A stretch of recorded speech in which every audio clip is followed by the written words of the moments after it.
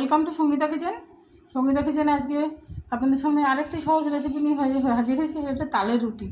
এই দেখুন, এখানে আমি একটুখানি তালের নোট এইভাবে বার করে রেখে দিয়েছি। এর মধ্যে দিয়ে দেবো একটু নুন,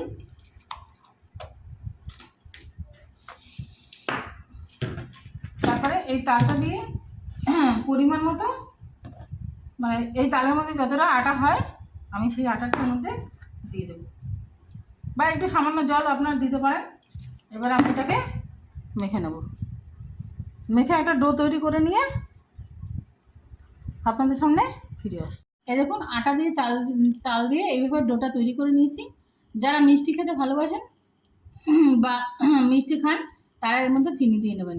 এবার আমি এইভাবে তালের রুটির মতো করে এভাবে বেলে নেব।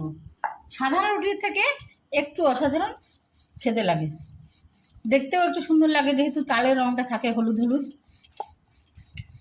এবার সবগুলো বেলে নিয়ে এবার আমি একটা একটা করে ভেজে নেব। আপনারা তরকারি দিয়েও খেতে পারেন, শুধুও খেতে পারেন। এই তালের রুটির স্বাদটা একটু অন্যরকম লাগে। এরকম শুধু সাধারণ সাধারণ ছোট্ট ছোট্ট টিপস নিয়ে আমি আপনাদের সামনে হাজির হচ্ছি। আপনারা আমার চ্যানেলটাকে সাবস্ক্রাইব করবেন, শেয়ার করবেন, যেন সকলের কাছে পৌঁছে যায়। নতুন গৃহিণীদের জন্য বলছি, খুব ভালো ভালো টিপস, আমার সাধারণ সাধারণ টিপস আমার চ্যানেলে আপনারা দেখতে পাবেন। আপনারা অতি সাধারণ বাংলা খাবারের চ্যানেলটাকে ফলো করবেন আশা করছি। এবারে সব রুটিগুলো বেলে নিয়ে এবার একটা একটা করে ভেজে নিয়ে আপনাদের সামনে ফিরে আসছি।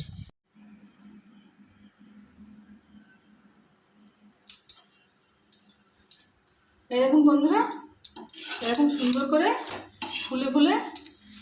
ফুলিয়ে এরকম রুটিগুলো করে নেবেন।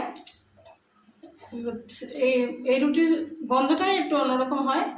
আর মিষ্টি যদি একটু দেয় তাহলে তার মধ্যে আর কিছুই তরকারি লাগবে না। এইরকম তালের রুটি করে খেয়ে দেখবেন।